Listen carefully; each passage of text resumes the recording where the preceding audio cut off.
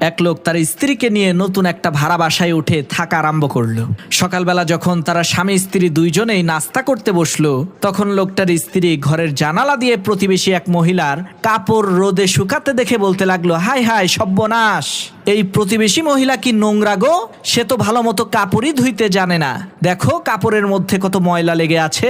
এইভাবে সেই প্রতিবেশী মহিলা যখনই তার কাপড় ধুয়ে রোদে শুকাতে দিত, তখনই ওই লোকটার স্ত্রী প্রতিবেশী মহিলাকে তুচ্ছ তাচ্ছিল্য করে বলতে থাকতো, কি অপরিষ্কার বোকা মহিলা, কাপড় ধুইতেই জানে না।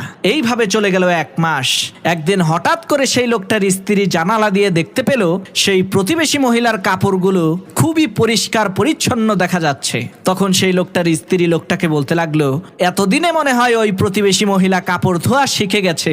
স্ত্রীর এই কথা শুনে সেই লোকটা বলতে লাগলো, আরে না, প্রতিবেশী মহিলা কাপড় ধোয়া শিখে নাই, বরং তুমি যে জানালা দিয়ে ওই প্রতিবেশী মহিলার